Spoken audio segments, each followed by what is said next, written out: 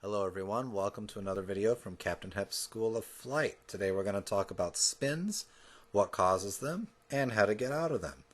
But if you haven't first watched my video on wings, lift, and stalls, you need to go do that first, otherwise you're not going to understand really properly what a stall is. Otherwise, we're going to get right into it. First off, what is a spin? Well, this is a spin.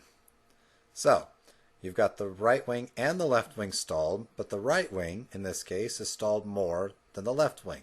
You can see the little contrails coming off from the wings as the plane is spinning and the stick is centered. But recovery in this particular plane is really as simple as pushing the throttle about halfway forwards and you're done. Easy as pie. So what does that look like from the inside? So, here we go. I'm looking at the left aileron you can see is up and the plane still went off to the right. The downward aileron on the right side actually will tend to pull the plane into a spin, but we'll talk about that more later. You can see the contrails behind the plane. You can see I've got no rudder and no aileron inputs. And if I look out on the left wing, you can see I've got the aileron centered as well, and the plane is still spinning. Again, right wing stalled more than the left. And recovery is just as simple as pushing the throttle a little bit forwards to break the stall in this case. Simple. But I'd be willing to bet money most of you aren't flying a Ki-10 in sim all the time. So let's have a look at a plane that's perhaps a bit less forgiving. This is a Focke-Wulf 190 Dora 13. Not my favorite plane in the world, but it's very fast and it boom and zibs incredibly well. But it also spins very nastily, and well, it's very predictable, but it's very difficult to get out. Okay, so you can see if left rather unmolested, for lack of a better term, the plane will more or less always spin to the left because the propeller is spinning in the opposite direction and torque demands that. So I've got the stick forward, I've got the ailerons into the spin and rudder in the opposite direction, and it pops out. Takes a couple of rotations and something like 3,000 feet of altitude. So, yeah, don't try this at low altitude, yeah? It's not going to work out so well. Anywho, so let's try this again. We got the nose up. We're doing this in slow motion this time. You can see the contrails were just starting to stall, even though we're webbing. Ailerons are centered, and the plane, again, if unmolested, for lack of a better term, if you don't do something else, it will always spin to the left. Now, this is almost a flat spin. You can see the nose is almost horizontal. So I'm looking at the stick, I push the stick forwards, okay, rudders to the right, and in this plane I have to aileron in the direction of the spin. I'm going to talk about that a little bit more later, but you can see the nose dips down, and here we go. Also, if you noticed, I actually had to deploy flaps to get out of that. We're going to talk about that a little bit more later as well. Right then, I need some props. Okay, so let's have a look at this I-16 Type 5. This is pretty much head on. If you're going fast, this is the angle at which the wind is more or less going to hit your plane. What you can't tell right now is actually where I have the stick position for the ailerons. You can't tell because at this angle the ailerons are completely obscured by the chord of the wing. And as far as the wind sees it, head on, this is kind of what it's going to see. But at a higher angle attack, the wind's going to come at this from a little bit below the plane. And you can see that the aileron on the left-hand side for this picture is actually taking up more space on our screen than the aileron that's up. Okay, so with that in mind, the wind sees it exactly the same way. So that aileron, that downward aileron, actually has more frontal area in this case than the aileron that's actually up. So it's actually creating more drag because it's also trying to create more lift, and creating lift creates drag. Okay, so that downward aileron is creating more drag than the upward aileron, and it's going to pull that wing into the spin. Okay, I'm going to give a couple more examples of this. So this is another game that I play from time to time. This is Rise of Flight. Basically, it's IL-2 Battle of Stalingrad, but it's for World War I. This is a Gotha. This is a German bomber.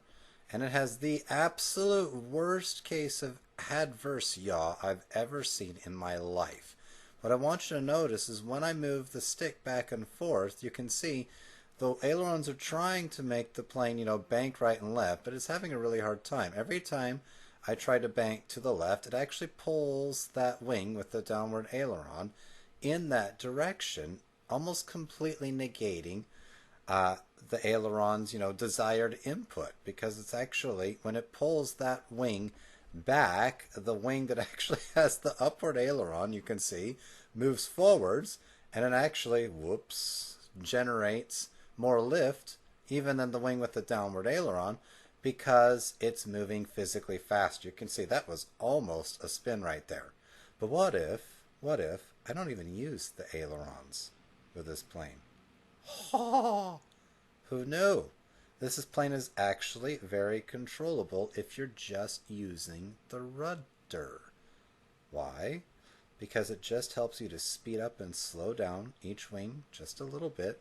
See, I'm just using the rudder. You can see I've got rudder to the right now. I'm not using any ailerons at all right here. And even if we go inside the plane, I can show you this from another angle.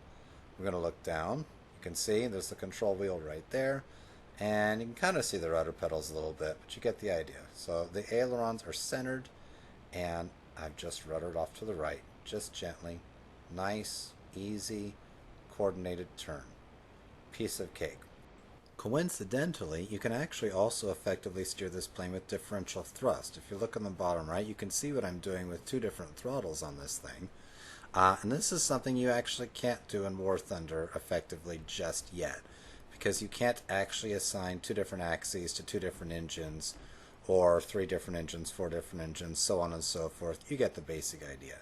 Not a really big deal, but that's just another topic for another time. Okay, backtracking for a second. Remember this? You see the downward aileron pulling the wing back each time. The upward aileron not really doing very much, especially at lower speeds. Okay, fast forward a few years. Remembering that the downward aileron will tend to pull that wing back and make it stall first, look at this. You see that aileron is up. So the plane is actually spinning in the direction opposite of that which I commanded with the ailerons. Huh, who knew? So remember that first video from the Focke-Wulf 190? We're spinning to the left, right rudder, push the stick forwards, and then aileron in the direction of the spin. You can also drop some flaps. Increasing the throttle will also put more authority on the control surfaces in the back. The nose will pop down, release all controls, raise the flaps, and pull out of the dive. Okay, what does that look like from the outside? Here we go. So we're spinning to the right this time. I've already got full stick down, full left rudder. I'm starting to deploy flaps. You can see I've got ailerons in the direction of the spin. I'm going to keep repeating that because I know it's so counterintuitive for so many people. And look, the nose pops down. We're now actually out of the spin, but I didn't respond very quickly. The nose, you can see, is yawing in the other direction now. If I don't release the rudder soon, I could actually be spinning in the other direction. But here we go.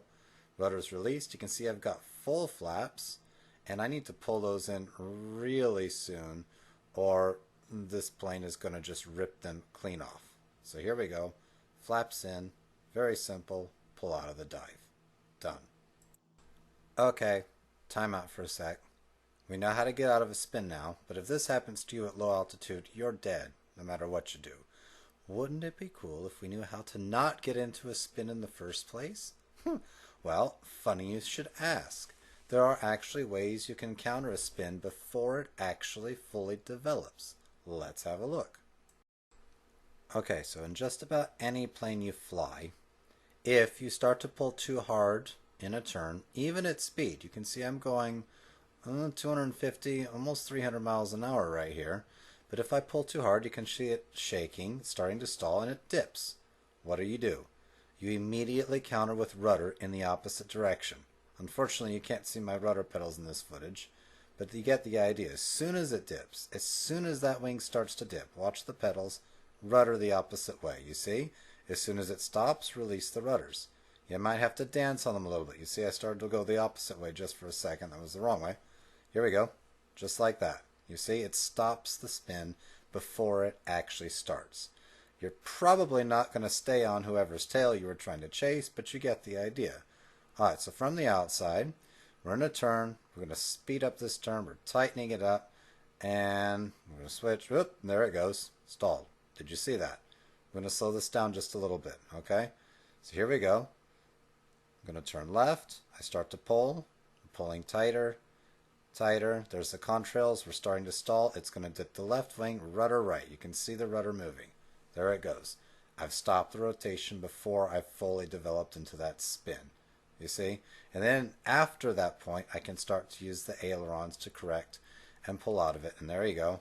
Correcting again. This thing likes to do this all day long.